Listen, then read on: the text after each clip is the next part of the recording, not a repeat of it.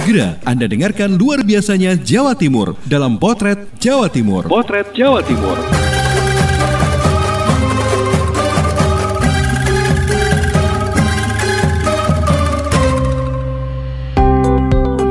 Halo sahabat, Jawa Timur memang luar biasa. Mulai dari tempat wisata, kuliner, event budaya, UMKM, dan masih banyak lagi yang luar biasa dari Jawa Timur. Nah, setiap Sabtu dan Minggu, luar biasanya Jawa Timur akan hadir setiap jam 8 pagi dan 4 sore di program Potret Jawa Timur. Dalam masa new normal, berolahraga sangat penting untuk menjaga kondisi tubuh agar tetap fit. Hal seperti ini ternyata disambut sangat antusias oleh masyarakat di Kabupaten Ngawi. Ada sebuah sanggar yang biasa digunakan untuk melakukan senam aerobik, wushu, dan sebagainya dengan tetap mengedepankan protokol kesehatan. Renata Surya, Suara Ngawi, yang punya ceritanya.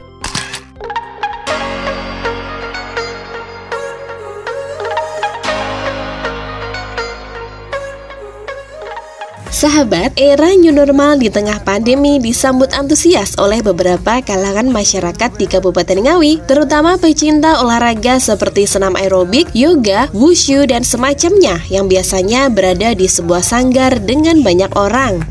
Titu, salah satu senior di bidang olahraga di Kabupaten Ngawi yang juga memiliki sanggar olahraga yang sudah berdiri sejak tahun 2000, menyatakan ada beberapa protokol kesehatan yang diterapkan ketika dimulai kembali kelas olahraga di era new normal.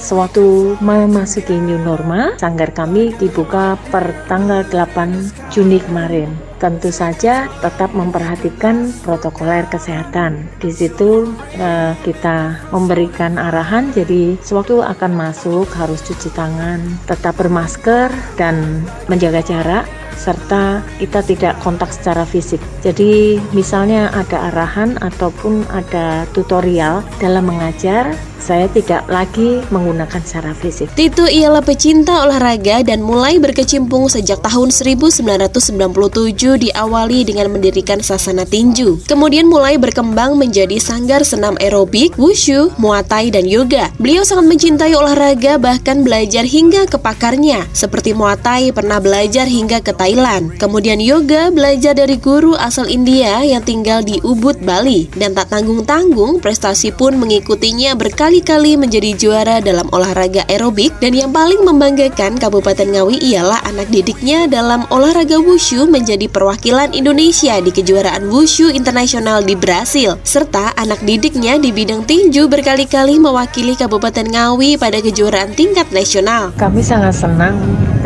dalam era new normal ini sudah diperkenankan untuk membuka sanggar ataupun tempat-tempat olahraga, karena di sini kita bisa bersama-sama dengan anggota masyarakat pada umumnya untuk melakukan kegiatan olahraga bersama-sama. Untuk Anda pecinta olahraga, jangan khawatir, meskipun di tengah pandemi tetaplah berolahraga, tentunya dengan mematuhi protokol kesehatan ya. Saya Renata Surya, Suara Ngawi.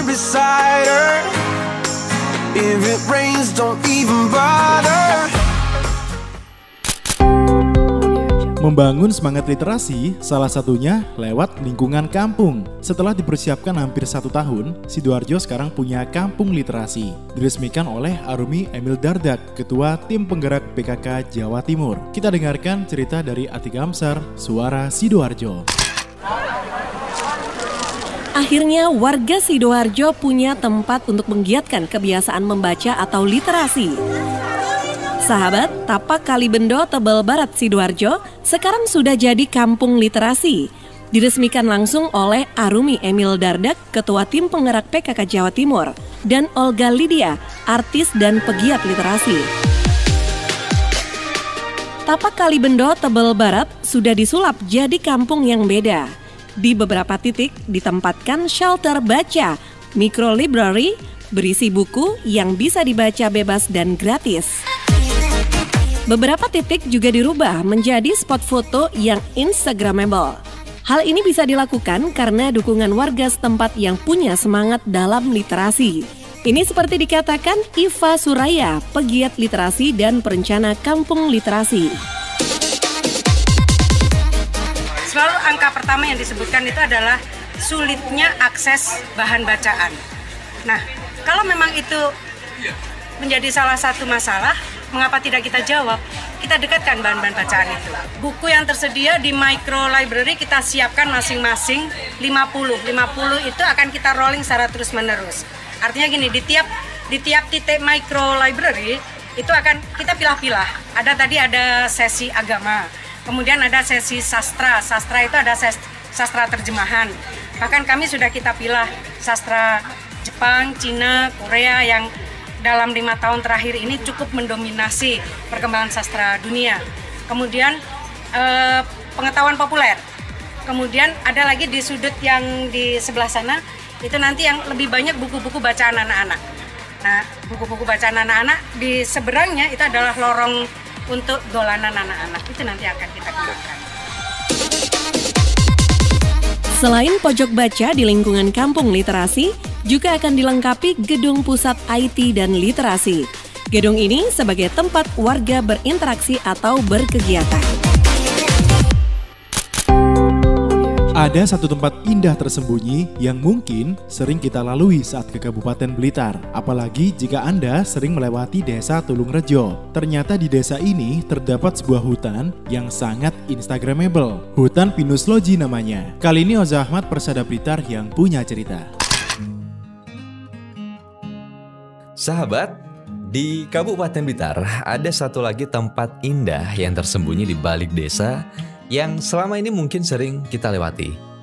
Jika sahabat pernah melalui jalur menuju Blitar lewat Waduk Selorejo atau Ngantang atau Malang, pasti telah melewati desa Tulungrejo. Tulungrejo merupakan nama desa yang berada di kawasan kaki Gunung Kelut. Mayoritas pecinta kegiatan outdoor mengenal Tulungrejo sebagai jalur pendakian menuju Gunung Kelut. Nah, terbukti memang dengan terlihatnya beberapa pendaki yang melintas di daerah itu. Dengan bantuan ojek motor, mereka turun hingga ke tempat penitipan motor yang berada di sekitar 1 km di bawah hutan pinus Tulungrejo. Selain dimanfaatkan sebagai jalur pendakian, tak sedikit sahabat yang menjadikan hutan ini sebagai lokasi berkemah dan kegiatan outbound. Kemudian akses parkir luas dan juga ada toilet permanen membuatnya menjadi destinasi pilihan untuk get lost bagi warga Blitar, Malang, Kediri, bahkan dari Surabaya.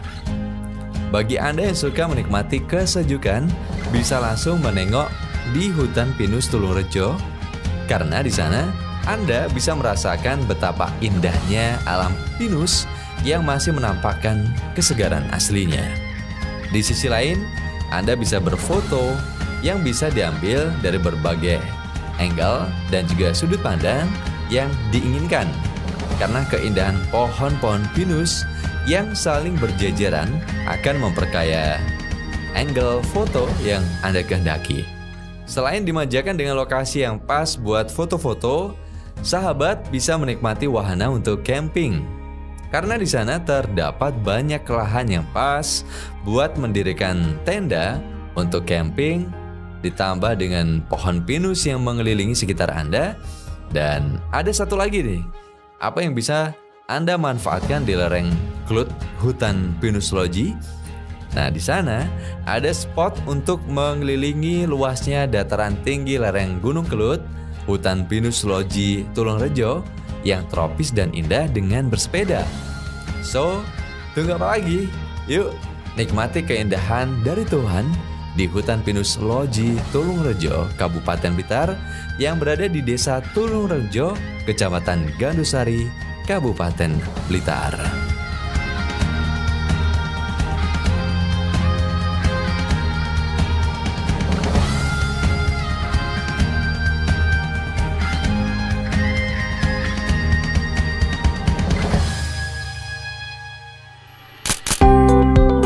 Masih seputar wisata hutan, kita menyeberang ke Pulau Madura. Lokasinya berdampingan dengan pantai, dekat dengan muara air tawar dan terhubung melalui sebuah jembatan. Hutan Keranepa namanya. Sesuai dengan namanya, di sini kita akan menemui banyak kera berwarna abu-abu. Kali ini kita dengarkan cerita dari Rizka, Suara Sampang.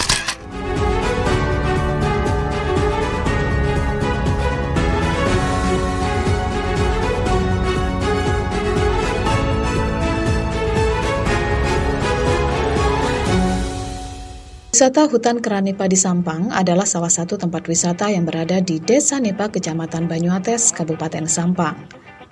Adalah sebuah tempat wisata yang ramai dengan wisatawan pada hari biasa maupun pada hari liburan. Tempat ini sangat indah dan bisa memberikan sensasi yang berbeda dengan aktivitas kita sehari-hari. Wisata hutan ini memiliki pesona keindahan yang sangat menarik untuk dikunjungi. Sangat disayangkan jika Anda sedang berkunjung ke Kabupaten Sampang tidak mengunjungi wisata hutan Kera Nipa ini. Penduduk lokal daerah hutan Kera Nipa sangat ramah terhadap wisatawan lokal maupun wisatawan asing. Sebuah wisata alam sekaligus tempat habitat kera-kera yang memiliki luas tempat cukup besar, sekitar 10 meter persegi. Nama Nipa yang dipilih untuk wisata hutan kera ini bukan tanpa alasan. Masyarakat memilih nama Nipa karena pada zaman dahulu di sekitar hutan banyak ditumbuhi pohon kelapa kecil atau sejenis pohon aren. Setelah memasuki area hutan Nipa, Anda akan disuguhi pemandangan seru dari gerombolan kera-kera yang bisa dipastikan sudah jinak dan ramah. Untuk bisa berinteraksi langsung dengan para kera, Anda hanya cukup memberikan makanan seperti jagung mentah yang telah tua.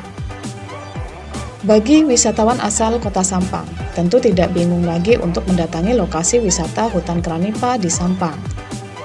Akan tetapi, bagi Anda wisatawan luar kota atau bahkan dari luar negeri, jangan khawatir ya. Anda bisa memakai kendaraan pribadi seperti mobil atau juga motor pribadi. Anda juga bisa meminta panduan arah ke wisata hutan Kera Nipa melalui Google Maps yang terpasang di smartphone Anda. Karena memakai kendaraan pribadi akan lebih menyenangkan daripada memakai kendaraan umum. Akan tetapi, jika Anda memakai kendaraan umum, seperti bus atau juga angkutan lainnya, juga bukan masalah besar. Pasalnya, Anda bisa berhenti di terminal bus Banyuates. Setelah itu melanjutkan dengan menggunakan ojek ataupun kendaraan pribadi menuju Desa Nipa hingga sampai di lokasi wisata hutan Kera Nipa tersebut. Saran dan tips sebelum menuju ke tempat wisata hutan Kera Nipa di Sampang yang perlu Anda persiapkan adalah membawa bekal, air minum, dan lainnya, serta beberapa barang tambahan seperti kamera. Karena Anda pasti ingin mengabadikan momen bersama keluarga ataupun teman-teman Anda. Jangan lupa bawa perlengkapan kesehatan. Disarankan saat berada di hutan Kera Nipa untuk menjaga sikap secara baik, agar kedatangan Anda tidak membuat kera-kera di sana merasa terganggu atau bahkan terusik dan menjaga kelestariannya. Selamat berwisata di hutan Kera Nipa Sampang. Masih di Pulau Madura dan seputar wisata hutan di dekat pantai. Tapi kali ini kita ke hutan mangrove Pamekasan. Banyak nilai-nilai yang bisa kita dapatkan saat berkunjung ke ekowisata ini. Cocok juga untuk memberikan edukasi pada anak jika Anda punya agenda berakhir pekan bersama keluarga. Ocha Kalista, Ralita, Pamekasan.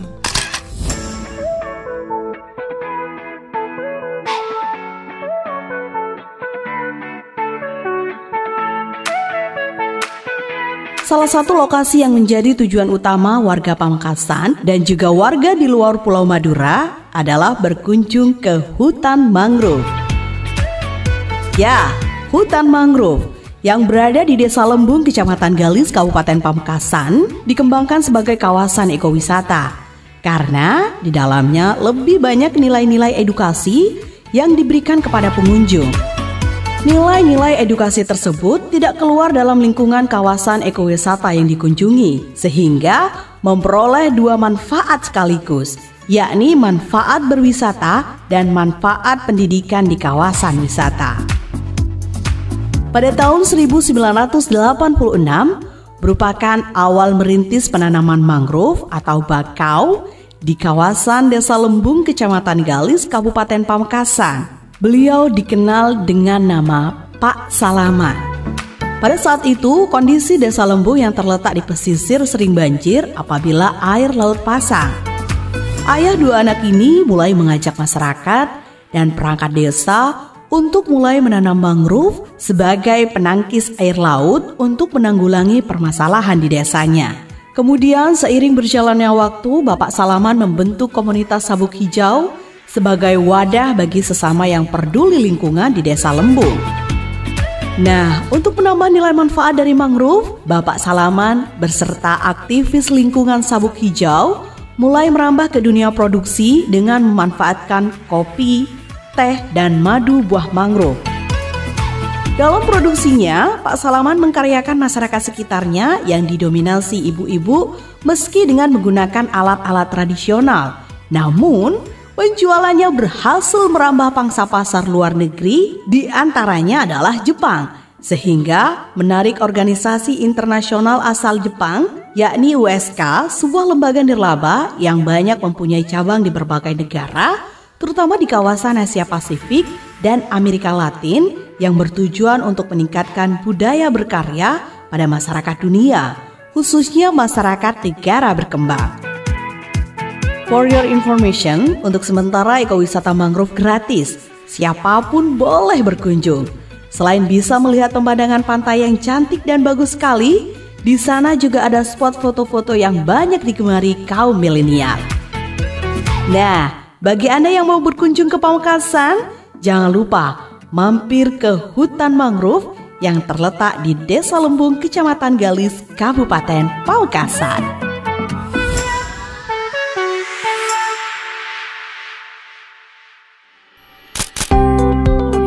Kalau Anda ke Kabupaten Lumajang, ada satu buah yang harus dibeli sebagai oleh-oleh. Salak Pondoh namanya, salah satu produk unggulan pertanian di Kabupaten Lumajang. Dengan rasanya yang enak dan gurih, sangat cocok untuk jadi buah tangan setelah keliling berwisata. Ajeng Prawestri, Suara Lumajang.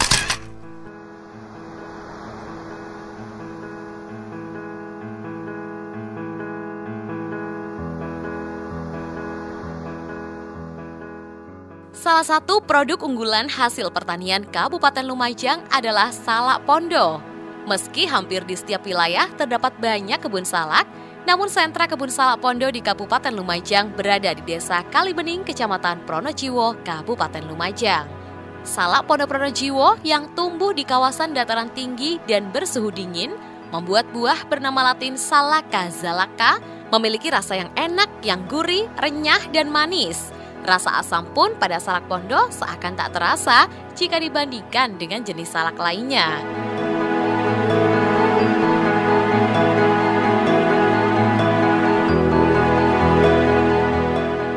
Sayuti, salah satu petani salak Pondoh Pronojiwo, mengakui produksi salak Pondoh di Pronojiwo masih diminati sebagian besar penikmat salak dari luar kota seperti Jember, Banyuwangi, Malang, Surabaya, dan Bali. Dan saat ini, komoditi salak Pondoh Pronojiwo sudah punya area pemasaran luar kota. Untuk mendapatkan buah salak Pondoh ini cukup mudah. Selain dijual di sejumlah lokasi dan pasar, juga bisa mendatangi langsung ke tempat penjualan. Seperti hampir di sepanjang Jalan Raya Kecamatan Pronojiwo. Di sana, pembeli tinggal memilih buah salak Pondoh yang hendak dibeli dan harganya pun masih relatif terjangkau.